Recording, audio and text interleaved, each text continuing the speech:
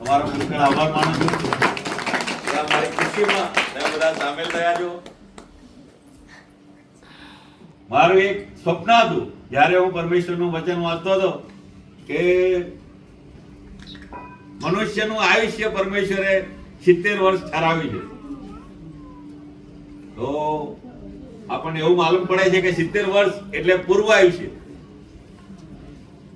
એટલે મેં પણ એવો નિર્ણય કરેલો કે પ્રભુ 70 વર્ષ સુધી મને જીવતો રાખે તો પ્રભુનો હું પુષ્કળ આભાર માનીશ. હાલેલુયા. એટલે અમારા ગિડિયન્સના પેલા ભાઈ છે વિલવલ, એમણે તો પકડી લીધું કે મહેશભાઈ નક્કી કર્યું છે કે 70 વર્ષ સુધી જીવવાનું. એમણે એવું પકડી લીધું. એ જ્યારે મળે મને ત્યારે એ કહે કે 70 વર્ષ તમારા નજીક આવી ગયા. હાલેલુયા. પણ પરમેશ્વરે 70 વર્ષ સુધી પણ આવી સુંદર તબિયત આપી છે, હેલ્થ સારી આપી છે. પ્રભુનો પુષ્કળ આભાર માનું છું. અને હું પ્રભુનો પુષ્કળ આભાર એટલા માટે માનું છું કે મેં મારું જીવન પ્રભુને સમર્પણ કર્યું. એટલા માટે પરમેશ્વરે આ સારી તંદુરસ્તી આપી છે. આમ મારા જોઈએ તો મારો નાનો ભાઈ છે નટુ, એ અમે બંને સરખી મારા કરતા એની તબિયત વધારે સારી, પણ એ 54 વર્ષની ઉંમરમાં પ્રભુ પાસે ચાલ્યો ગયો. મારાથી નાનો, પોસ્ટ માસ્ટર, નોકરી મારા કરતા વધારે સારી, બુદ્ધિમાં મારા કરતા વધારે સારું, બધી રીતે જોઈએ તો એ મારા કરતા વધારે ચડિયાતો હતો. પણ તે છતાં પરમેશ્વરની જ્યારે 84 વર્ષની ઉંમરમાં મારી 30 વર્ષની ઉંમર હતી જ્યાં સુધી હું દુનિયાદારી પ્રમાણેનું જીવન જીવ્યો. દુનિયાદારીમાં જે વ્યસનો છે, વ્યસનોમાં, દારૂમાં, બીડીમાં અને જે દુનિયાના જે છોકરીઓની પાછળ ભટકવામાં, દુનિયાના જે પાપ છે બધા પાપ મારા જીવનમાં હતા. પણ એક વખત જ્યારે અમે જીઆઈડીસી ઝુંપડપટ્ટીની અંદર રહેતા હતા ત્યારે પરમેશ્વરના દાસ દાનિયેલભાઈ, જે ચેરિયનના ભાઈ છે, એ પરમેશ્વરનું વચન લઈને ત્યાં આવ્યા અને મારી સાથે એમણે વાત કરી કે તમે આજે મૃત્યુ પામો તો શું તમે સ્વર્ગમાં લેવાઈ જશો એવી તમને ખાતરી છે? અને ત્યારે પવિત્ર આત્માએ મારી સાથે વાત કરી. મને ભાન થયું કે હું જે રીતે જીવન જીવું છું એવી જ રીતે જો હું જીવન જીવું તો હું નરકને લાયક છું. અને એ તો અનંતકાળનું નરક, જ્યાંથી કોઈ દિવસ છુટકારો પામી શકાય નહીં. અને ત્યારે પવિત્ર આત્મા દેવે મારી સાથે વાત કરી અને હું પરમેશ્વરની સન્મુખમાં જઈને મેં પસ્તાવો કર્યો, હું રડ્યો, પ્રભુને મારું જીવન મેં સમર્પણ કર્યું કે પ્રભુ આ વ્યસનોથી હું છૂટી શકતો નથી. હું પવિત્ર જીવન જીવવા માંગુ છું, હું સ્વર્ગમાં જવા માંગુ છું, પણ હું એવી રીતે કરી શકતો નથી. પ્રભુ મારાથી આ થઈ શકતું નથી. હું મારું જીવન તમને સમર્પણ કરું છું. તમે મારા જીવનમાં આવો, મારા જીવનનું બદલાણ કરો અને મને એવી શક્તિ આપો કે હું આ શૈતાનની તાકાતો છે, વ્યસનની તાકાતો છે, એના પર હું જય પામી શકું. અને જ્યારે હું પરમેશ્વરની સન્મુખમાં જઈને રડ્યો 30 વર્ષની ઉંમરમાં, ત્યારે પરમેશ્વરની એક અજાયબ જેવી શાંતિ મારા જીવનમાં આવી. મેં મારું જીવન પરમેશ્વરને સમર્પણ કર્યું ત્યારે અજાયબ જેવી શાંતિ મારા જીવનમાં આવી. મારું જીવન આનંદથી ભરાઈ ગયું.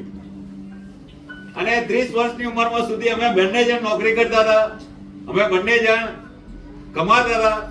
તે છતાં આખર તારીખ જ્યારે આવે 25 તારીખ પછી, ત્યારે ઘરમાં પૈસા જોવા મળે નહીં. પૈસા ખલાસ હોય, ઉછીના લેવા પડે, બીજાની પાસે શોધવા પડે.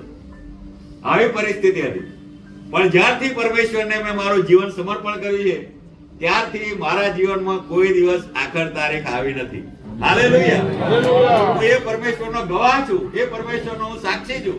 મારો પરમેશ્વર મારા માટે વિશ્વાસ યોગ્ય પરમેશ્વર રહ્યો છે. હાલેલુયા. ત્યાર પછી બાળકોના મોટા થયા, એમની પણ જવાબદારી હતી. નિલેશ, જે મારો એક જ પુત્ર, એકનો એક પુત્ર, એ પણ 11મા ધોરણમાં, અહીંયા આગળ 10મા ધોરણમાં 47% આવ્યા 11મા ધોરણમાં એડમિશન માટે વડોદરાની બધી હાઈસ્કૂલોમાં હું ફરી વળ્યો,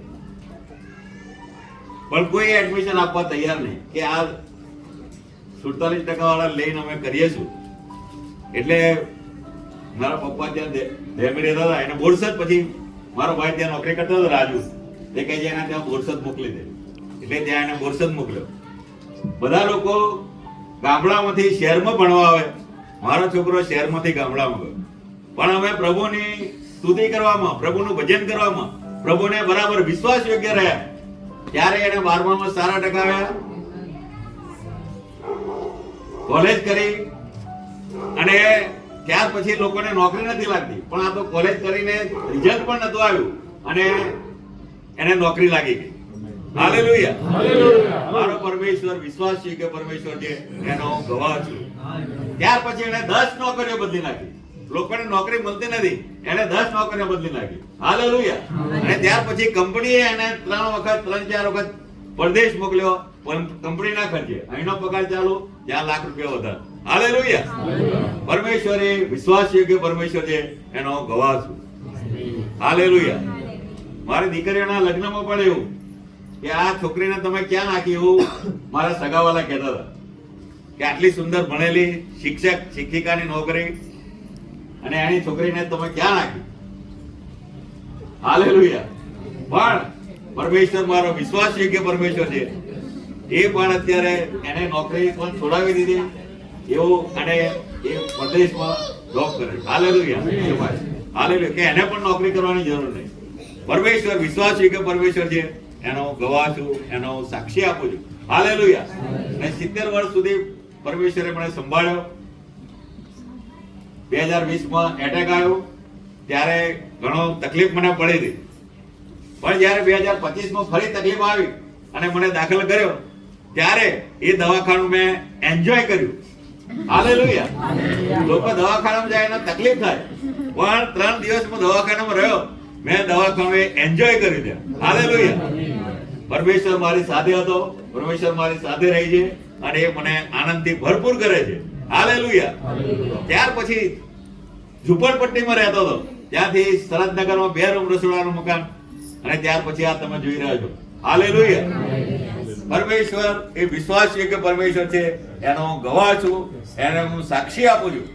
એ પરમેશ્વર જે કોઈ એના પર વિશ્વાસ કરે છે એ કદી પણ શરમાતો નથી. હાલેલુયા.